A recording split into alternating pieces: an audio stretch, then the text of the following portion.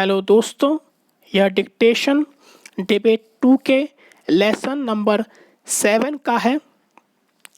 यह dictation 80 word पर minute का रहेगा।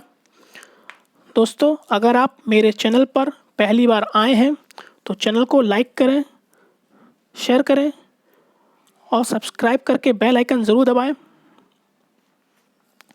तो चलो डिक्टेशन शुरू करते हैं।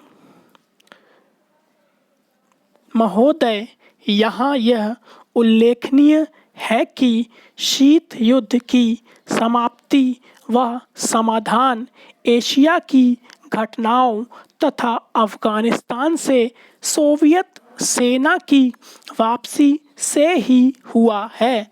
अफ़गानिस्तान में लंबे अरसे तक चला युद्ध सोवियत संघ के अस्तित्व के लिए कष्टदायी और मुश्किल हो गया। इस भयावह युद्ध से सोवियत सेनाओं की वापसी से अनेक घटनाओं ने जन्म लिया, जिनकी परिणति शीत युद्ध की समाप्ति से हुई तथा जिसमें जर्मनी का एकीकरण तथा सोवियत संघ का विघटन शामिल है। संक्षेप में, शीत युद्ध का और इस तनाव का एशिया की एकता पर दूरगामी प्रभाव पड़ा। एशिया के सभी देश यह चाहते थे कि क्षेत्र में शांति बनी रहे। चीन और सोवियत संघ का सीमा विवाद, चीन और वियतनाम का झगड़ा और भारत व चीन का सीमा विवाद उस समय की परिस्थितियों को स्पष्ट करता है। इस तरह से पाकिस्तान पूरी तरह से थाईलैंड और फिलीपींस के साथ अमेरिका के खेमे में चला गया था। जापान अपने आर्थिक और व्यापारिक संबंधों के कारण पश्चिम के देशों में सामीप्य स्थापित कर रहा था। इससे एशिया की एकता को एक नया धक्का लगा है, क्योंकि एशिया के देश अलग अलग खेमों में बट गए थे। 1960 के दशक में एक नया मोड़ आया, जब शीत युद्ध के समय में आसियान के नाम से एक नए गुट का प्रादुर्भाव हुआ। इससे दक्षिणी पूर्वी एशिया के देशों में नए आर्थिक और सुरक्षा संबंधी प्रयास किए गए।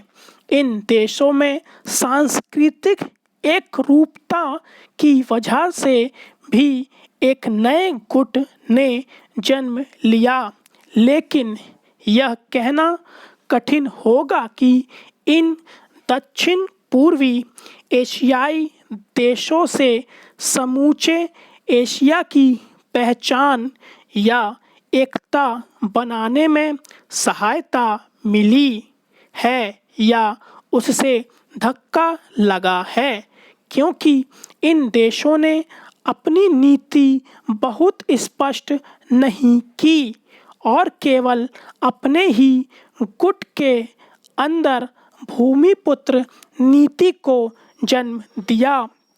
भारत भी अब आसियान का सहयोगी सदस्य बनने जा रहा है।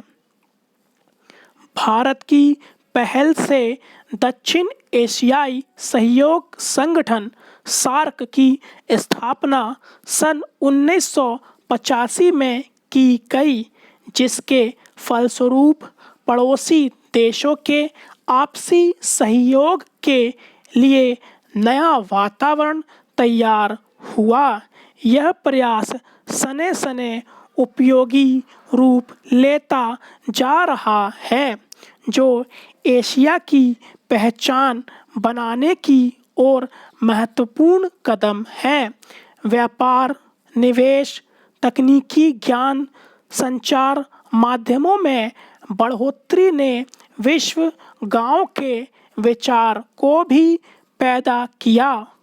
बढ़ते हुए व्यापार, निवेश, संचार एवं विज्ञान की आधुनिक तकनीकों ने पूरी दुनिया में एक दूसरे पर निर्भर रहने के नए विचारों को जन्म दिया। अंग्रेजी भाषा, हॉलीवुड, कंप्यूटर्स और उपभोक्ता संस्कृति ने पूरे विश्व को प्रभावित किया, जिससे देशों में फासले कम हुए, संस्कृति और सभ्यता भी प्रभावित हुई।